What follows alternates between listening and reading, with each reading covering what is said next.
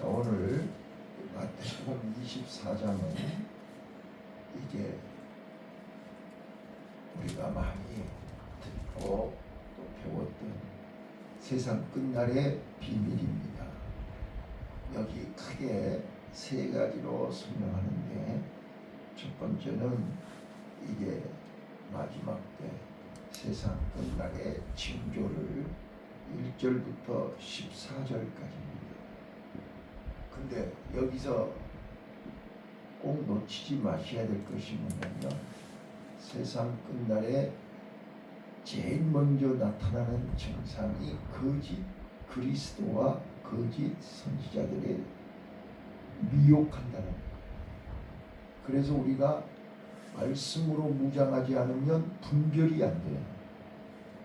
그래서 많은 사람들이 여기에 속아서 넘어지는 거예요.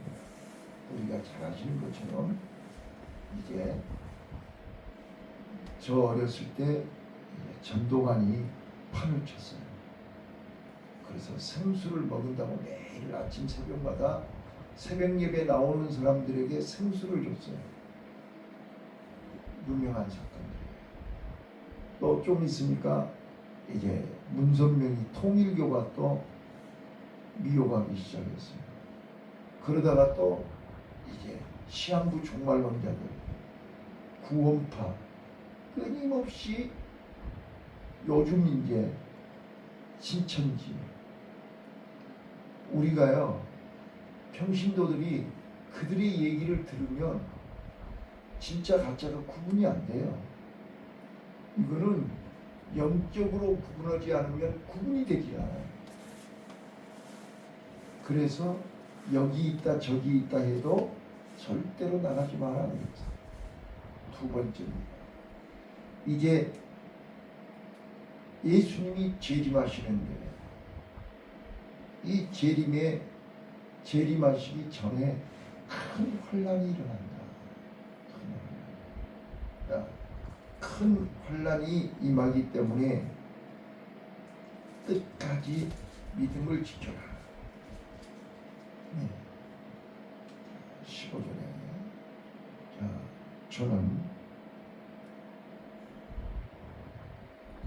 여러 차례 말씀드렸지만 다니엘서 9장 27절, 다니엘에게 세상 끝날의 비밀을 70일의 비밀로 설명을 했어요.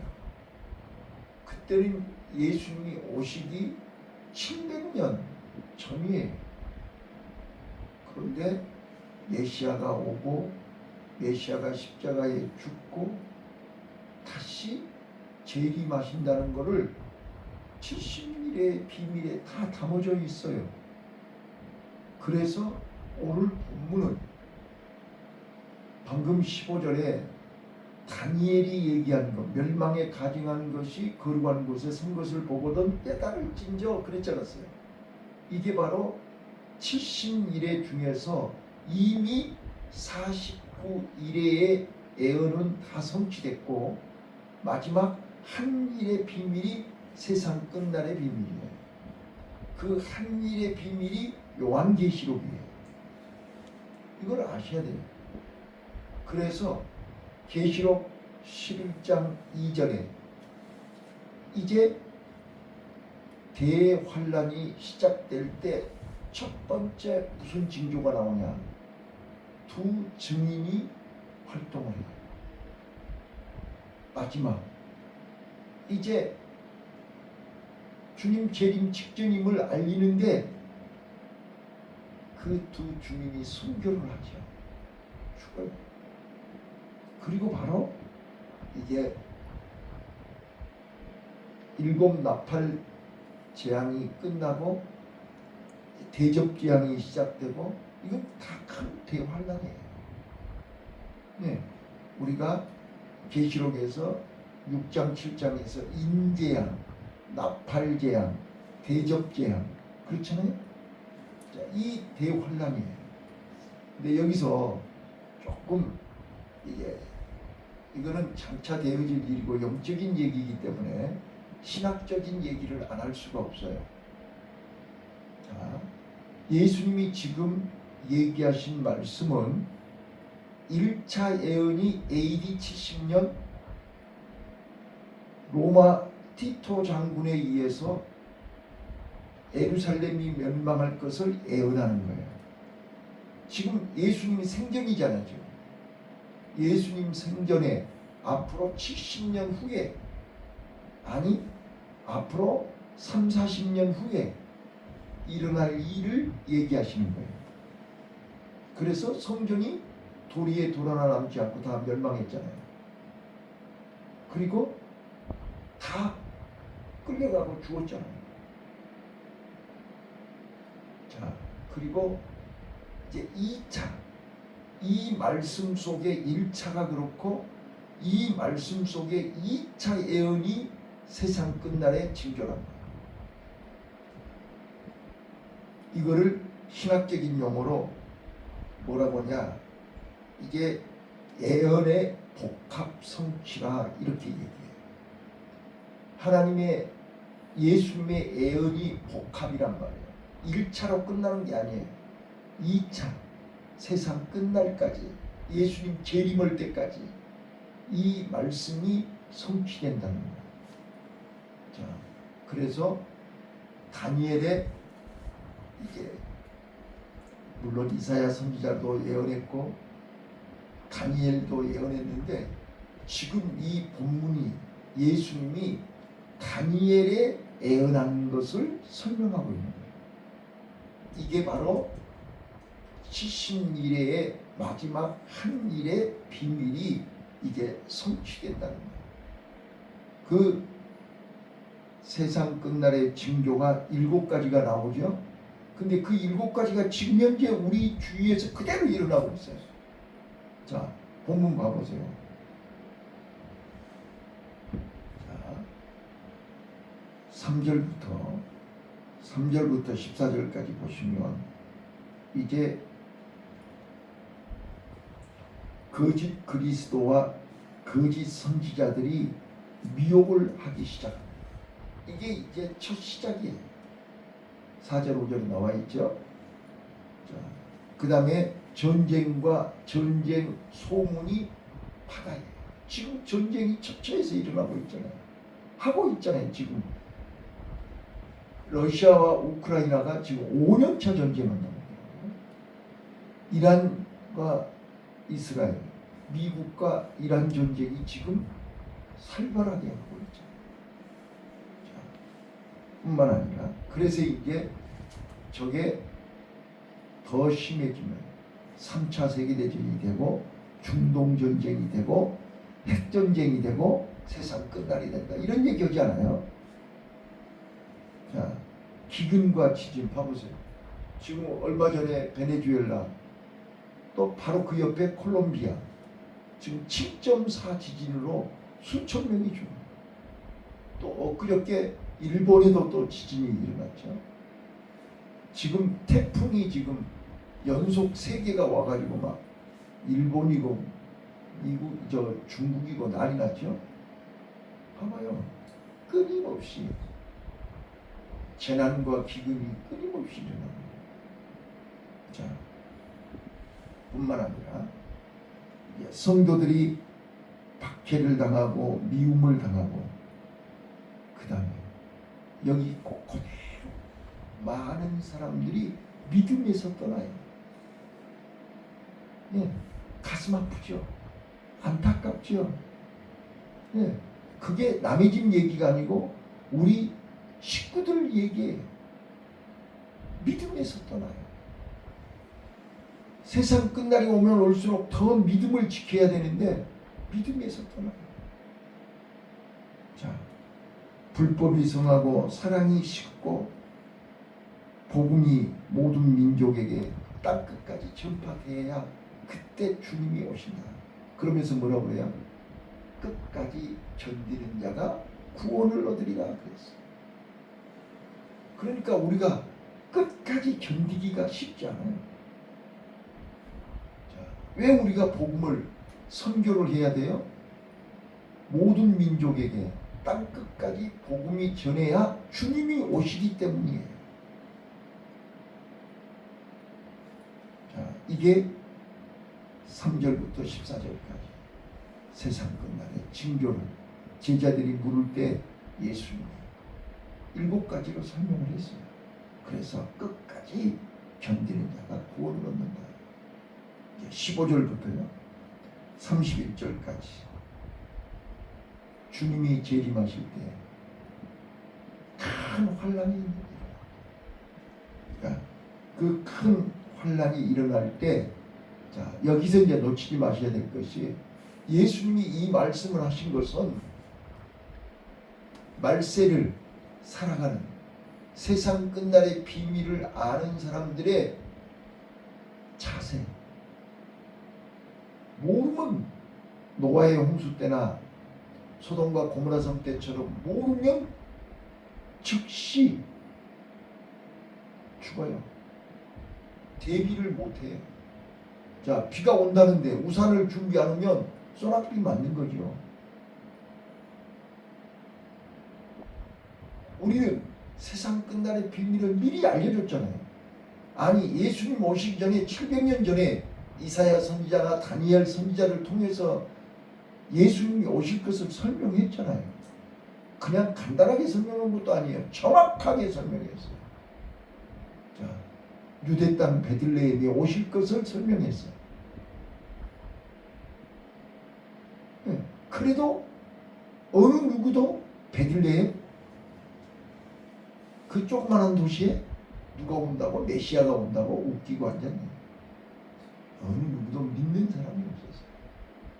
준비한 사람이 없었어요. 여간 주인도 안 믿었어요. 자, 그런데 예수님 말씀대로 성경대로 유대 땅 베들레헴에 마구가리에 오셨어요. 처녀의 몸에서 나오셨어요. 자, 스가랴 선지자 말대로 어린 나귀 새끼 타고 예수님 입성하셨어요. 그래도 못 알아보는 거예요. 다 알려주었는데도 영적으로 무지하면 대비를 안 하는 거예요.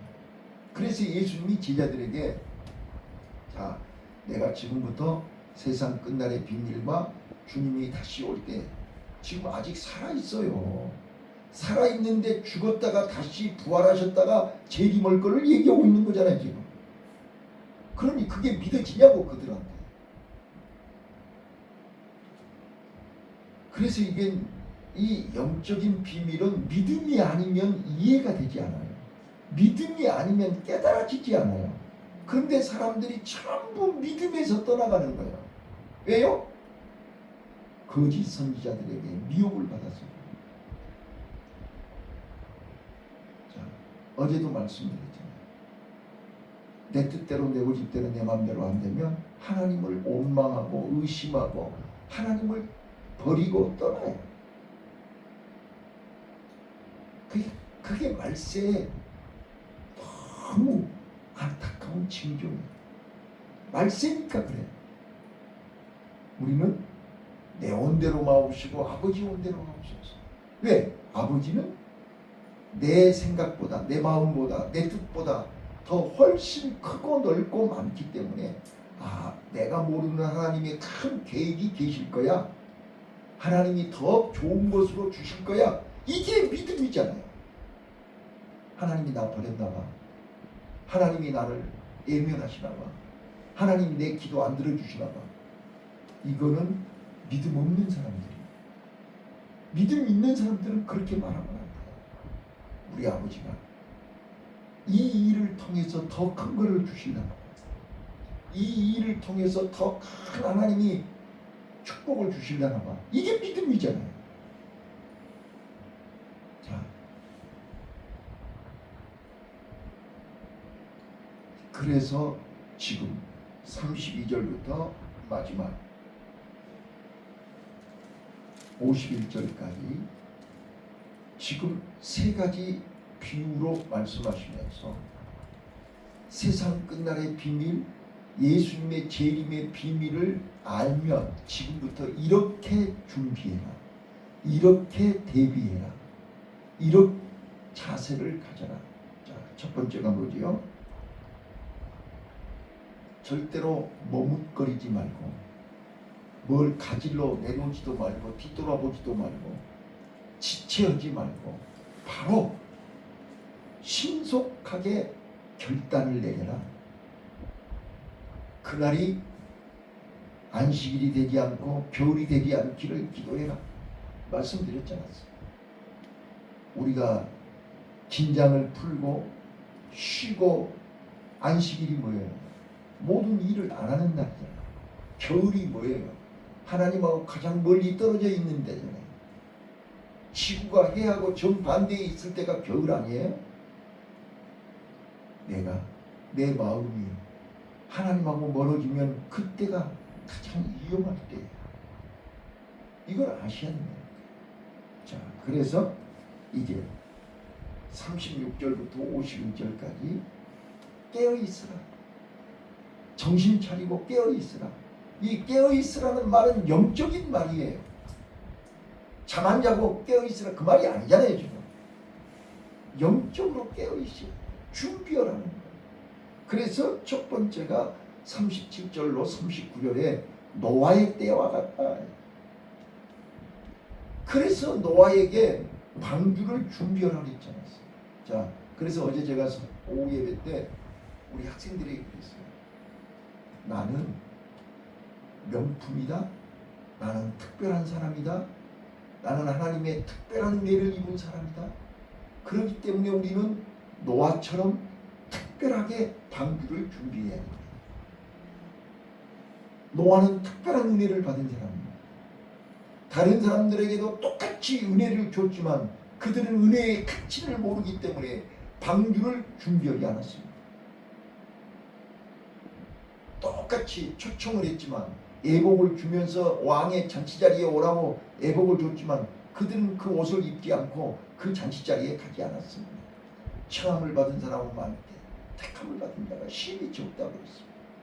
왜요? 왕의 잔치자리, 예배자리가 귀하게 여기지 않기 때문이에요. 오늘 우리가 이 예배 드리는 이 한 시간이 얼마나 소중하고 귀한지를 가치를 모른다는 거예요. 그러니까 할 수만 있으면, 건수만 있으면, 이유만 있으면 예배를 빠지는 거예요. 그 예배의 가치를 모르는 거예요. 예배 한번 안 드린다고 내가 죽어? 예배 한번 빠진다고 해서 뭐 특별한 무슨 거 달라질 거 있어? 천만의 말씀이에요. 그 예배 한 번은 내 평생에 돌아오지 않는 예배예요. 그 예배 한 번에 빠짐으로 인해서 내가 하나님 앞에서 엄청난 손해를 본다는 걸 알아야 돼요. 근데 사람들은 예배의 가치를 몰라요.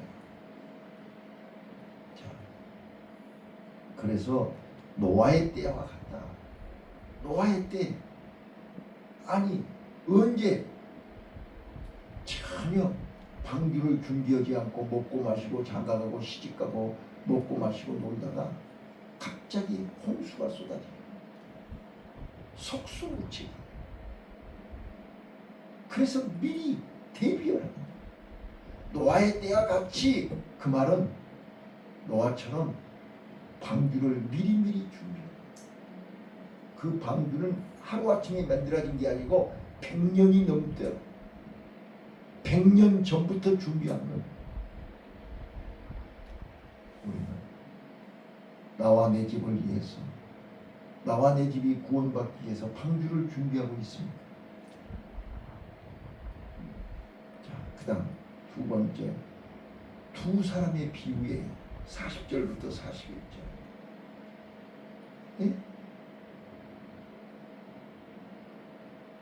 한 사람이 밭에서 일하다가 한 사람은 데려가고 한 사람은 버려요. 두 여자가 맷돌 갈다가 한 사람은 데려가고 한 사람은 버려요. 자, 여기서 우리는 하나님 앞에 하나님이 데려가는 사람이 돼야지 버림받은 자가 돼서는 안 되잖아요. 그러면 50대 50이잖아요. 두 사람 중에서 한 사람은 데려가고 한 사람은 안 데려간다는 거예요. 거기에 나는 어디에 속한가? 그래서 마지막 45절로 51절에 충성된 종과 악한 종의 비유로 설명하십니다. 주인이 지금 재림오신다잖아요. 다시 오신다잖아요. 그런데 충성된 종은 주인이 언제 오실지 모르니까 준비하고 기다리고 있는 거잖아요. 깨어 있는 거잖아요. 그런데 악한 종은 언제 올지 모르니까 먹고 마시고 전혀 주인 맞이할 준비를 안 하고 있잖아요. 예수님이 지금 제자들에게 세상 끝날의 비밀을 알려주고 재림의 비밀을 알려주고 너희는 이렇게 준비해라. 따라서 하시죠. 깨어있으라. 깨어있으라. 자, 저는 오늘 이 본문을 통해서 중요한 핵심 단어 5개만 소개할게요. 첫 번째, 미혹되지 말라. 따라서 해보세요. 미혹되지 말라. 미혹되지 말라. 4절에요. 우리는 거짓을 분별해야 됩니다. 거짓을 분별하지 못하면 여러분들은 언제든지 넘어집니다. 진짜 가짜는 진짜를 모르면 가짜에게 속습니다. 그래서 우리는 성경을 알아야 됩니다. 두 번째입니다.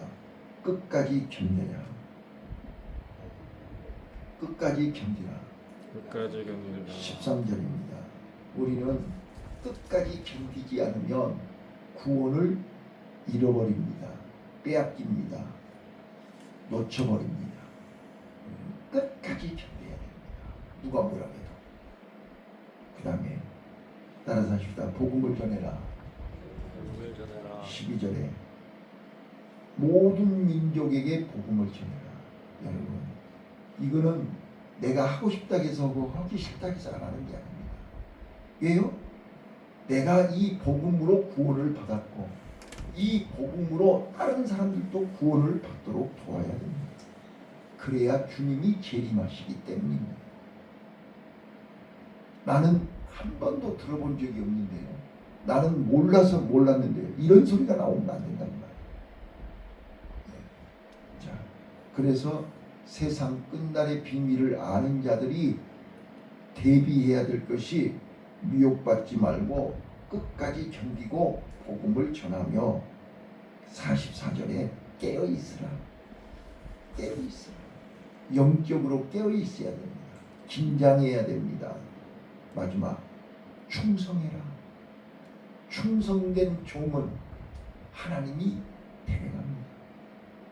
악하고 게으른 종은 저 바깥 어두운 데 가서 이를 갈고 슬피고 이제 내일 25장에서 세상 끝날의 비밀을 아는 종들이 어떻게 준비해야 된가를 25장에서 설명합니다. 나는 오늘 다시 한번 다니엘서 70일의 비밀 중에서 마지막 한 일의 비밀이 지금 그 예언이 성취되고 있습니다. 요한계시록 11장부터 이제 세상 끝날의 징조를 요한계시록 1장부터 3장까지는 지금 현재 칭찬받을 교회와 성도, 책망받을 교회와 성도를 소개하면서 너희들이 4장부터 이제 장차 되어질 일이잖아요. 대환란이 시작되고 있잖아요. 지금. 깨어있으라. 정신 차리고 준비해라. 주님 맞이할 준비해라. 예복을 입어라.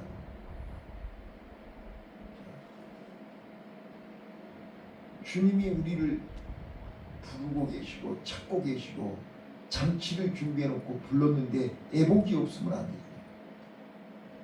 예복은 하나님의 은혜입니다.